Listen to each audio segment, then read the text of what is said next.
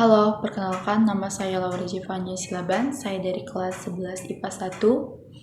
Di video ini saya akan memberikan sedikit penjelasan atau materi mengenai larutan penyangga atau yang sering kita dengar kita sebut dengan konsep buffer. Konsep buffer sendiri memiliki pengertian yaitu larutan yang dapat mempertahankan pH-nya agar tetap atau konstan. Nah, jadi walaupun misalnya ditambahkan sedikit asam ataupun sedikit basa dan air, pH-nya akan tetap pH-nya itu konstan gitu loh. Larutan penyangga itu memiliki dua jenis, yaitu larutan penyangga asam dan larutan penyangga basa. Mungkin di hidrolisis itu kan ada tiga, yaitu tidak terhidrolisis, terhidrolisis sempurna, dan terhidrolisis sebagian. Nah, kita awali dengan larutan penyangga asam. Nah, larutan penyangga asam itu dapat dilakukan dengan dua cara, yaitu secara langsung dan yang kedua itu secara tidak langsung. Nah, yang pertama itu secara langsung yaitu dengan cara mencampurkan asam lemah dengan garam basa konjugasinya. Jadi garam ini mengandung basa konjugasi dari si asam lemah tersebut. Nah, misalnya itu contohnya kita ambil dari CH3COH yang dicampur dengan CH3COONA misalnya kan. Nah, di situ kan basa konjugasinya apa? CH3COO-. Nah, begitulah salah satu contohnya. Terus yang kedua itu ada secara tidak langsung. Secara tidak langsung itu dengan mencampurkan asam lemah dengan jumlah yang berlebih dengan basa kuat. Nah, itu akan menghasilkan garamnya yang juga terdapat basa konjugasinya dengan air. Nah, di larutan penyangga asam kita akan memakai rumus. Rumusnya itu dari rumus asam sendiri, yaitu H positif. Kalau di hidrolisis kan yang kuat yang menentukan, tapi kalau di larutan penyangga yang lemah yang menentukan.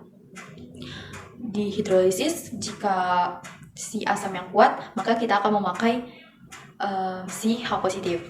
Tapi kalau di larutan penyangga, kalau asamnya lemah baru kita pakai H positif. Jadi itu terbalik, jangan sampai kita keliru akan hal itu. Nah, rumus H positifnya sendiri itu terdiri dari Ka atau yang kita tahu dengan ketetapan asam. Nah, itu biasanya kan sudah ada di dalam soal kan. Dikali mol asam dibagi dengan mol garam dikali valensi.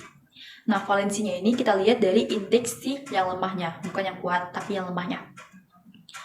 Tadi kan secara tidak langsung itu merupakan campuran dari asam lemah dengan basa kuat. Nah, jadi contohnya itu misalnya dicampurkan CH3COH juga ya kan. CH3COH dengan misalnya NaOH gitu. Jadi si lemah dengan si kuat. Dengan si lemah ini dicampurkan dengan jumlah yang lebih banyak. Terus yang kedua itu ada buffer basa. Nah, buffer basa ini juga sama seperti buffer asam gitu ya kan. Dia juga memiliki dua cara pembuatan. Yang pertama secara langsung seperti yang asam tadi, yaitu dengan mencampurkan basa lemah dengan garamnya yang dimana terdapat asam konjugasi di dalamnya. Nah, contohnya itu misalnya NH3 dengan garamnya itu misalnya NH3 2 kali SO4. NH3 kan basa lemah. Terus asam konjugasi NH3 itu NH4. Nah, kalau secara tidak langsungnya itu sama seperti si asam di sini karena dia buffer basah, maka si basa yang lemah. Jadi dengan mencampurkan yang basa lemah, ya tentu pasangan basa pasti selalu asam dengan asam kuat. Dimana kembali lagi si basa lemah ini akan dicampurkan dengan volume atau jumlah yang lebih banyak itu. Jadi nanti si basa atau yang lemahnya akan bersisa. Itu sebabnya kita akan memakai atau kita akan lihat dari si yang lemah.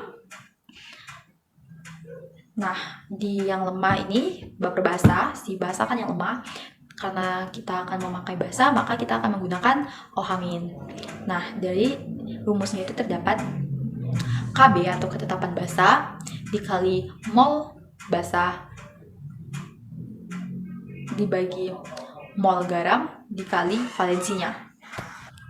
Nah, sebenarnya dari penjelasan ini kita juga sudah melihat ya bagaimana perbedaan hidrolisis dengan larutan penyangga.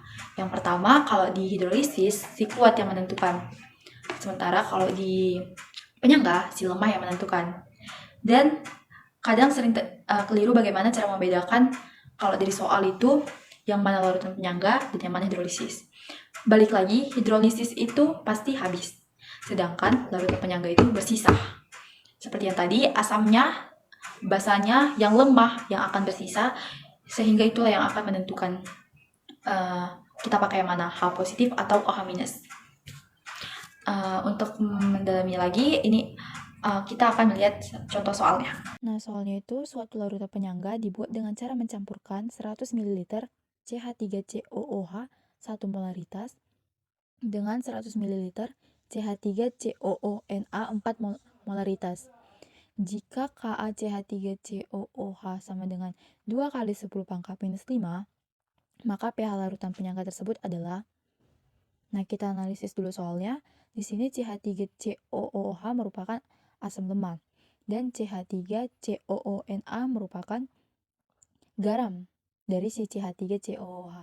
Jadi ini merupakan konsep buffer. Lalu untuk menyelesaikan soalnya, kita awali dengan mencari mol dari keduanya. Cara mencari molnya adalah dengan mengalihkan volumenya dengan molaritas yang dimiliki.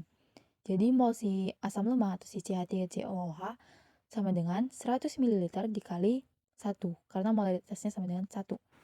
Jadi didapatkan 100 milimol. Mengapa kita memakai milimol? Karena di volumenya memiliki satuan mililiter. Lalu kita cari yang garamnya, volumenya tetap, tetapi molaritasnya bernilai 4, jadi didapat 400 milimol. Sudah jelas bahwa ini merupakan buffer asam. Maka dari itu kita menggunakan nilai H positif dengan rumusnya Ka dikali mol asam dibagi mol garam dikali valensi. Lalu kita masukkan Ka, ketetapan asamnya itu bernilai 2 kali 10 pangkat minus 5. Lalu nilai dari mol asamnya tadi sudah kita dapat, yaitu 100 milimol dibagi si garamnya 400 milimol dikali 1. Mengapa valensinya 1?